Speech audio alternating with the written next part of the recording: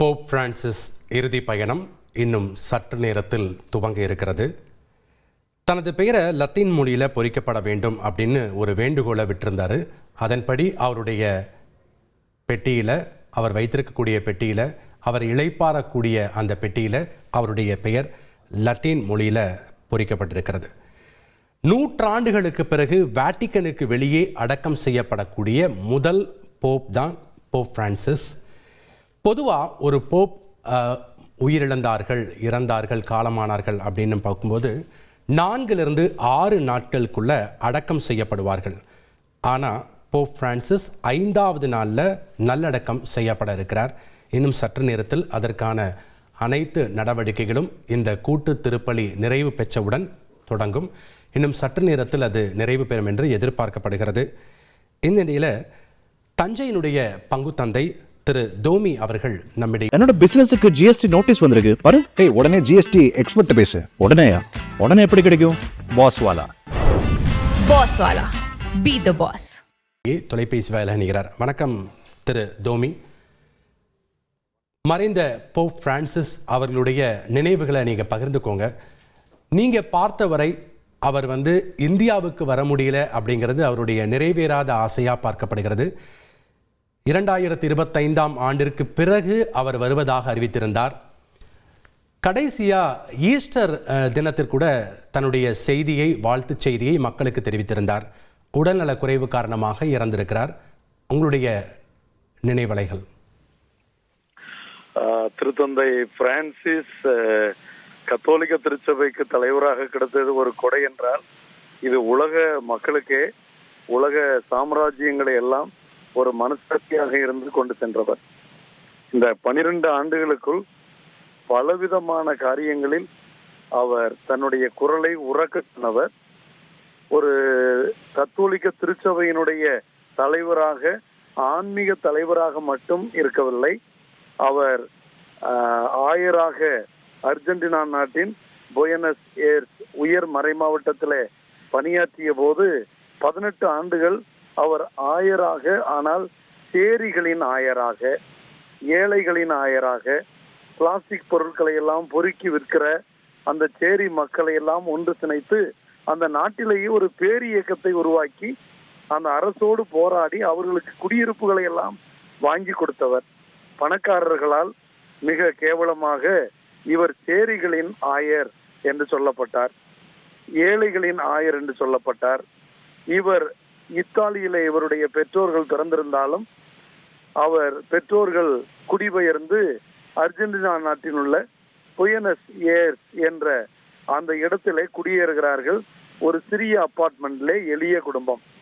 இவர் அங்கு அவர்கள் போனதற்கு பின்பு 7 ஆண்டுகளுக்கு பின்புதான் இவர் அர்ஜென்டினாவிலே பிறந்ததனால், அங்கு பிறந்து அங்கு வளர்ந்ததனால் ஏறக்குறைய 266 திருத்தந்தையர்கள் 80% இத்தாலியில் இருந்துதான் வந்திருக்கிறார்கள்.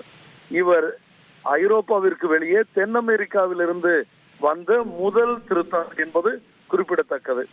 அதுவும் ஒரு ஏழையாக இருந்து ஏழைகளுக்காக வாழ்நாள் முழுவதும் போராடியவர்.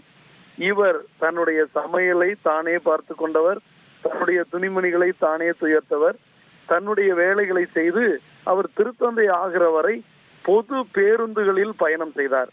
தனக்கென்று விலையுயர்ந்த காரை வைத்துக் கொள்வதில்லை. ரயில்களிலும் அவர் பொது பேருந்துகளிலும் தான் பயணம் செய்தார். அவர் திருத்தந்தையாக தேர்ந்தெடுக்க போதும்போது கூட அவர் வெளியிலே சென்று ஒரு சிறிய ஹோட்டலிலே தங்கி இருந்தார் என்பது அவர் திருத்தந்தையாக தேர்ந்தெடுத்த அடுத்த நாள் தன்னுடைய பொருட்களை எடுக்க அவர் போனபோதுதான் கண்டுபிடித்தார்கள். இப்படி ஏழ்மை என்பது ஏழைகளோடு தன்னை ஐக்கியப்படுத்த, ஏழ்மையை அறியாத ஒருவன், ஏழ்மையை வாழாத ஒருவன் ஏழைகளுக்காக இருக்க முடியாது என்றவர். இவர் திருத்தந்தையான பின்பு கத்தோலிக்க திருச்சபைக்குள்ளேயே ஆடம்பரமாக வாழ்ந்த ஆயர்கள், குருக்களுக்கெல்லாம் பெரிய சவாலாக மாறியவர். ஒரு ஆயன் என்பவன் ஆடுகளை மேய்க்கிறவன். மக்கள் ஆடுகள் என்றால் அவர்களுடைய தலைவன் ஆயன் என்றால் அந்த ஆடுகளோடு இருந்து அந்த ஆடுகளுடைய ரோமத்தின் வாசத்தை கொண்டிருக்க வேண்டும். You must smell of the sheep என்று சொல்வார்களே, அதுபோல இவர் ஆயர்களை, குருக்களை எல்லாம் எளிய மக்கள், ஏழை மக்கள், இவர்களுடைய பிரதிநிதியாக போராடுங்கள் என்று சொல்லி எல்லா மக்களுக்கும் இவருடைய வாழ்க்கையில இவருடைய திருத்தூது மடல்கள் என்று 6-7 மடல்களை போட்டிருக்கிறார். அதில் பெரும்பாலான மடல்களை நான் இந்தியாவிலேயே முதலிலே தமிழில் மொழிபெயர்த்தவன். நான் தஞ்சை டோமி என்பார்கள் என்னை.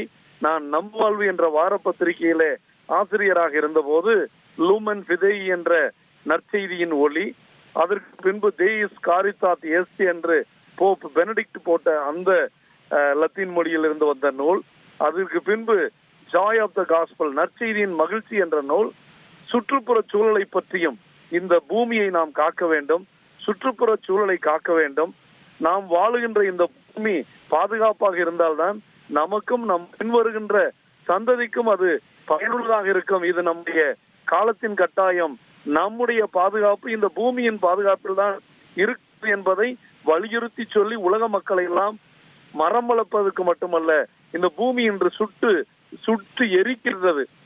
இதற்கெல்லாம் காரணம் இந்த பூமியின் இயற்கை வளங்களை நாம் பாதுகாக்கவில்லை, இந்த பூமியை நாம் அழித்து விட்டோம், அதை தவறாக பயன்படுத்தி விட்டோம் என்று மிக தீவிரமாக அவர் அந்த சுற்றறிக்கைக்கு பெயர் இறைவனை புகழ கற்றுக்கிறவர் இயற்கையும் புகழ வேண்டும், இயற்கையை பாதுகாக்க வேண்டும் என்று லவ்தாத்தோ சி, எல்லா புகழும் இறைவனுக்கே, புகழ் அனைத்தும் இறைவனுக்கே என்ற தலைப்பில் அந்த கடவுளை புகழ்ந்து பாடி அவர் அந்த திருத்தூது மடலை வெளியிட்டார்.